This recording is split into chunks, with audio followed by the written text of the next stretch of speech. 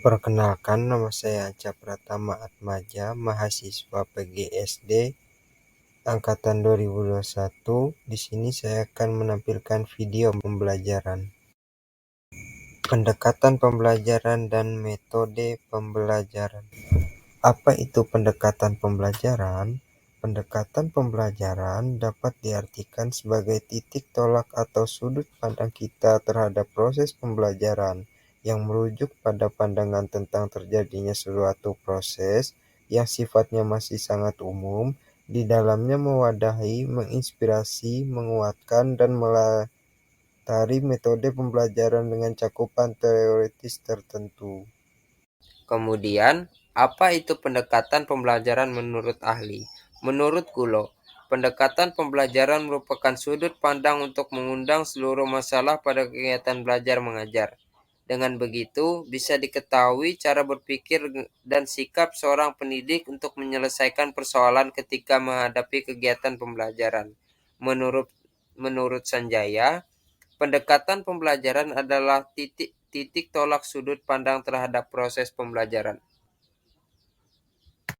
Pendekatan ekspositori. Pendekatan ekspositori menekankan pada penyampaian informasi yang disampaikan sumber belajar kepada warga belajar. Melalui pendekatan ini, sumber belajar dapat menyampaikan materi sampai tuntas.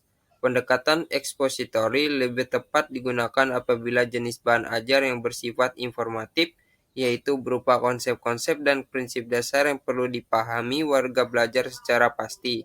Pendekatan ini juga tepat digunakan apabila jumlah warga belajar dalam kegiatan belajar itu relatif banyak. Pendekatan inquiry. Pendekatan inquiry ditunjukkan kepada cara belajar yang menggunakan cara penelaahan atau pencarian terhadap suatu objek secara kritis dan analitis, sehingga dapat membentuk pengalaman belajar yang bermakna.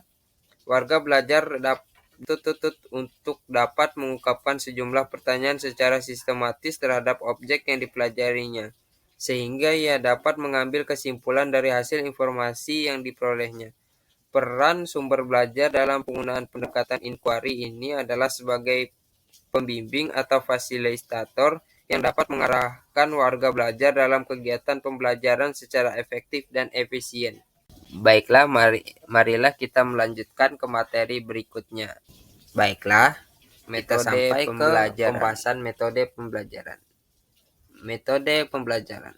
Metode merupakan langkah operasional dari strategi pembelajaran yang dapat dipilih dalam mencapai tujuan belajar. Sehingga bagi sumber belajar, dalam menggunakan suatu metode pembelajaran harus disesuaikan dengan jenis strategi yang digunakan.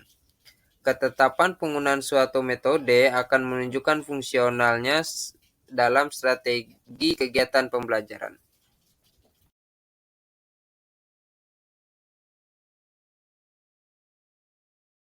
Metode pembelajaran menurut ahli.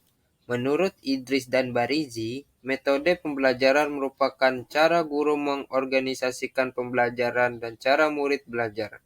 Berdasarkan penjelasan di atas, dapat disimpulkan metode pembelajaran adalah cara yang digunakan guru untuk menyampaikan suatu pembelajaran agar dapat dengan mudah dipahami oleh siswa dan siswi di sekolah dan di kelas.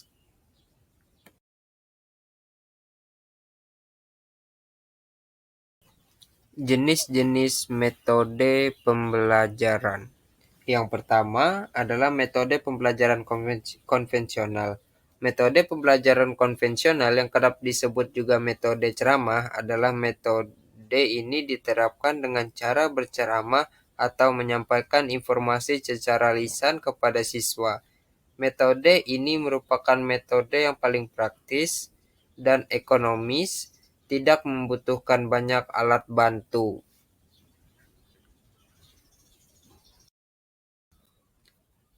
Kemudian, metode pembelajaran demonstrasi. Metode demonstrasi dan eksperimen merupakan metode mengajar yang sangat efektif, sebab membantu para siswa untuk mencari jawaban dengan usaha sendiri berdasarkan fakta yang benar. Demonstrasi yang dimaksud ialah suatu metode mengajar yang memperlihatkan bagaimana proses terjadinya sesuatu Metode demonstrasi adalah metode mengajar yang cukup efektif sebab membantu para siswa untuk memperoleh jawaban dengan mengamati suatu proses atau peristiwa tertentu.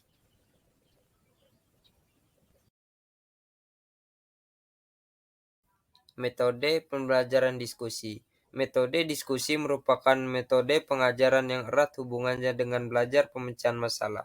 Metode ini juga bisa dilakukan secara berkelompok atau diskusi kelompok. Metode diskusi berbentuk tukar-menukar informasi, pendapat, dan unsur-unsur pengalaman secara teratur dengan maksud untuk mendapatkan pengertian yang sama, lebih jelas dan lebih teliti tentang suatu Sekian video atau untuk pembelajaran dari mempersiapkan saya. dan Semoga video ini merangkumkan dapat keputusan bermanfaat bagi bersama. teman-teman yang mendengarkan. Sekali lagi, terima kasih.